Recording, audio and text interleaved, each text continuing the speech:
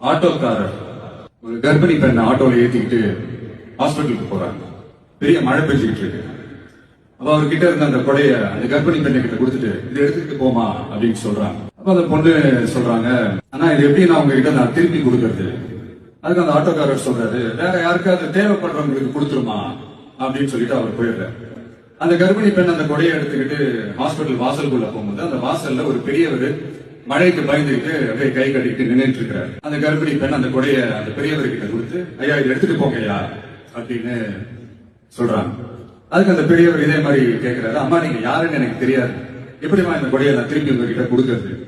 அதுக்கு அந்த பொண்ணு சிரிச்சுக்கிட்டே சொல்றாங்க, வேற யாருக்காவது தேவைப்படுறவங்களுக்கு கொடுத்துருங்க ஐயா அப்படின்னு சொல்லிட்டு போயிடுறாங்க.